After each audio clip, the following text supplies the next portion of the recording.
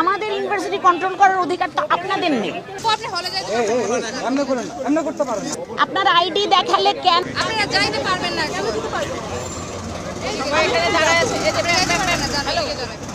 পিছনে সবাই দাঁড়ায় আছে। বলে আমি বুঝতেছেন না কেন? আপনি এখানে যাইতে পারবেন না। হল বন্ধ মানে আমার হল রাত আছে, আমি হলে যাব। আপনি এখন হলে যাইতে পারবেন না। হলে কেন যেতে পারবো না? আশ্চর্য। এই হ্যালো, কি করছেন আপু? আপনি হলে যাইতে পারবেন না? এমনি করেন, এমনি করতে পারেন না।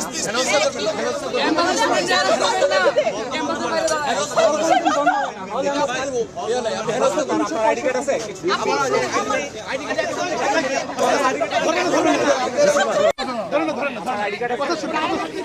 কথা শুনবেন না,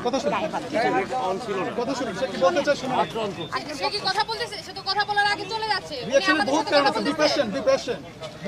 আপনারা যে বুঝে আমাদের দেখান, পত্রিকায় আসেনি, টিভিতে আসেনি। বাংলাদেশে 3 ধরনের বিশ্ববিদ্যালয়, একটা স্বায়ত্তশাসিত, একটা সরকারি বিশ্ববিদ্যালয়, একটা বেসরকারি বিশ্ববিদ্যালয়। এটা অটোনোমাস বিশ্ববিদ্যালয় সিদ্ধান্ত বিশ্ববিদ্যালয় নিবে। আমাদের ইউনিভার্সিটি কন্ট্রোল করার অধিকার তো আপনাদের নেই। আমরা সরকারি ইউনিভার্সিটি না। বিশ্ববিদ্যালয় সিদ্ধান্ত ইউজিসি নিবে না, শিক্ষা মন্ত্রণালয় নিবে না এই বিশ্ববিদ্যালয় সিদ্ধান্ত। আমরা যেহেতু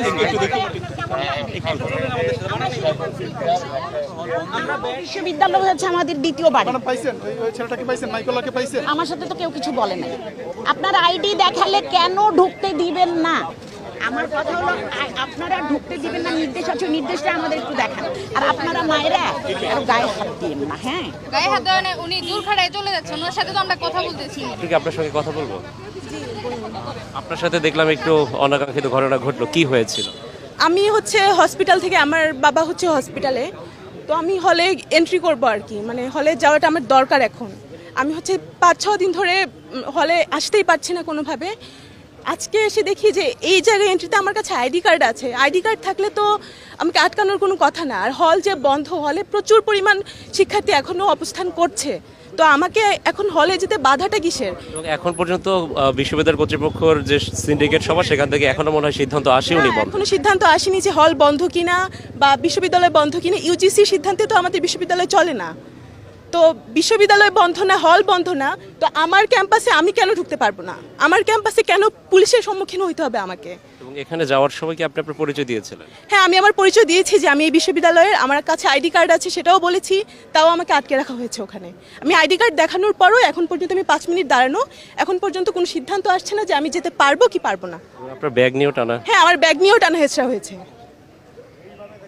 এবং আপনি হলে গিয়ে আপনার জিনিসপত্র প্রয়োজন? হ্যাঁ, আমার জিনিসপত্র, আমার কাজ আছে, আমাকে হলে যেতে হবে, হল থেকে বেরোতে হবে। তো এখানে যদি আমাকে বারবার বাধার সম্মুখীন হতে হয়, এটা তো খুব বাজে একটা ব্যাপার। তারা খালি বলছে যে নির্দেশ আছে, ছাত্রদের ঢুকতে দিবে না। তো সেই লিখিত নির্দেশ চাচ্ছি আমরা, কারণ কোনো টিভি, কোনো নিউজ চ্যানেল, পত্রিকা কোথাও বলেনি যে আইডি দেখার পরেও ঢাকা বিশ্ববিদ্যালয়ের ছাত্রদেরকে ঢুকতে দেবে না। তাহলে তারাই নির্দেশ কোথায় পেয়েছে? আমাদেরকে তো সরকার নিয়ন্ত্রণ করে না, আমরা তো স্বায়ত্তশাসিত প্রতিষ্ঠান। একটি অনাকাঙ্ক্ষিত ঘটনাও দেখলাম এখানে। হ্যাঁ, মানে আরেকটু বেড়ে যেত, আমরা আটকেছি। এখন কথা হলো, আমি বলেছি যে কারো গায়ে যেন হাত না দেয়। মহিলা পুলিশ হলেও মেয়েদের গায়ে হাত দিবে না।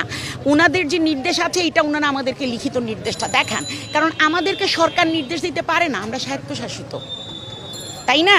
আমরা তো সরকারি বিশ্ববিদ্যালয় না, ওনাদের তো এই অধিকার নাই।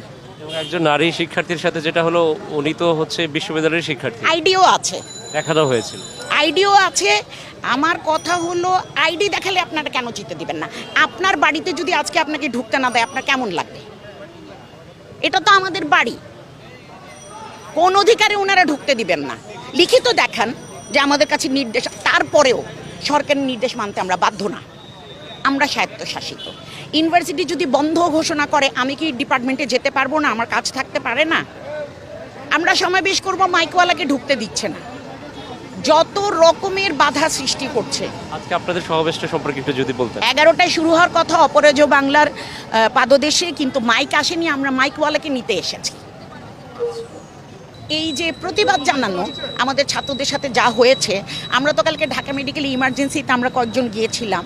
আমরা নিজের চোখে দেখে এসেছি কি হয়েছে। রক্তাক্তদেরকে দেখেছি, পায়ে গুলি লেগেছে দেখেছি, চোখ মুখ নাক ফেটে গেছে দেখেছি। এসেছে? আচ্ছা আচ্ছা।